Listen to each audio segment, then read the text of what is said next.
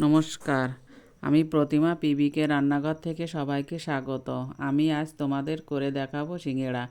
বাড়ির তৈরি এই সিঙেড়া খেতে কিন্তু সেই স্বাদ। বন্ধুরা, আমার এই চ্যানেলটাতে লাইক, কমেন্ট, শেয়ার ও সাবস্ক্রাইব করে পাশে থেকো।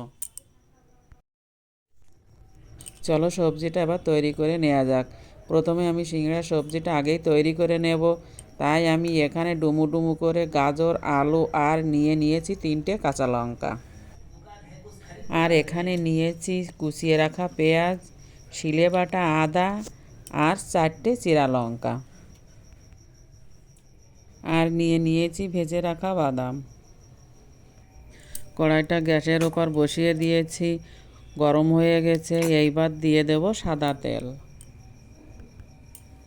কড়াইয়ের তেলটা গরম হয়ে গেছে, এবার দিয়ে দেব কেটে রাখা আলু ও গাজর।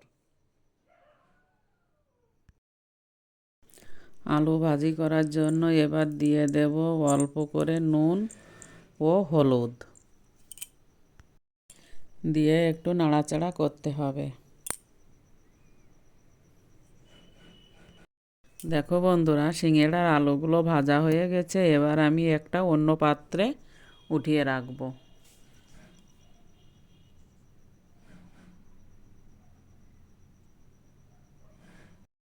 ওই কড়াইতে আমি আরও একটু সাদা তেল দেব।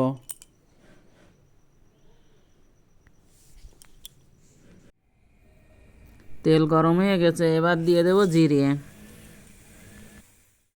এইবার দিয়ে দেব পেঁয়াজ, বেটে রাখা আদা, চিরা লঙ্কা আর নুন ও হলুদ দিয়ে নাড়াচাড়া করে নেব।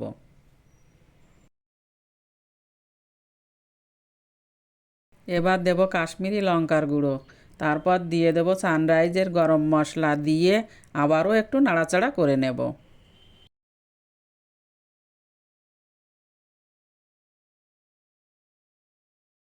দেখো মশলা ভাজা হয়ে গেছে, এবার দিয়ে দেব ভেজে রাখা আলু ও গাজর। এবার দিয়ে দেব 2 কাপ মতো জল। জলটাও অনেকটা শুকিয়ে এসেছে, এবার দিয়ে দেব ভেজে রাখা বাদাম। অনেকক্ষণ নাড়াচাড়া করে জলটা শুকিয়ে মাখো মাখো হয়ে গেছে। এইবার দিয়ে দেব ধনেপাতা কুচি। এইবার এই সিঙেড়ার পুরটাকে অন্য পাত্রে উঠিয়ে রেখেছি। এইবার সিঙেড়া তৈরি করার জন্য আমি এখানে 2 কাপ মতো ময়দা নিয়েছি।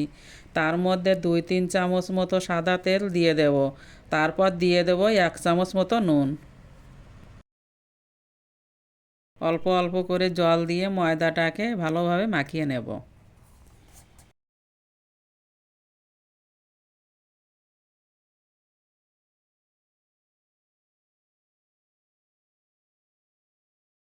দেখো বন্ধুরা, সিঙেড়ার ময়দাটা ভালোভাবে মাখানো হয়ে গেছে। প্রথমে এভাবে লম্বালম্বিভাবে লেচিগুলোকে আমি বেলে নেব। এখানে একটা কথা বলি, দোকানের তৈরির থেকে বাড়ির তৈরি সিঙেড়া বানিয়ে খাওয়া শরীরের জন্য ভালো। তারপর এটাকে মাঝ বরাবর কেটে নেব।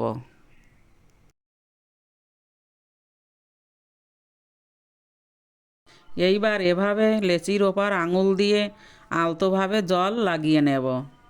তারপর ত্রিভুজ আকৃতির মতো ভাঁজ করে নেব। তারপর আলুর পুর দেব।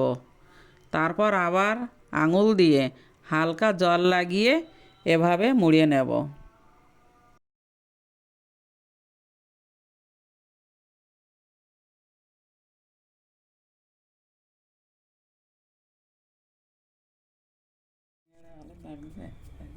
দেখো বন্ধুরা, এইভাবে এক এক করে আমার সিঙেড়া বানানো কমপ্লিট। এইবার সিঙেড়া ভাজার জন্য কড়াইতে পরিমাণ মতো তেল দিয়ে দেব। দেখো তেলটা গরম হয়ে গেছে, এবার আমি সিঙেড়াগুলো ভাজার জন্য দিয়ে দেব।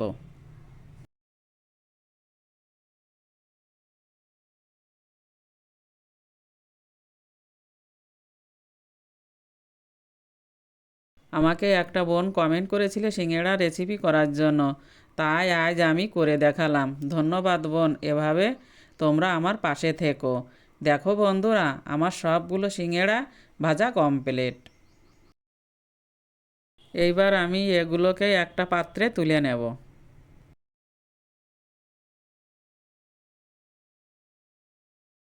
দেখো কত সুন্দর দেখতে হয়েছে সিঙেড়াগুলো, খেতেও কিন্তু খুব স্বাদ হয়েছে। তোমরা বাড়িতে এভাবে তৈরি করে পরিবেশন করো। নমস্কার।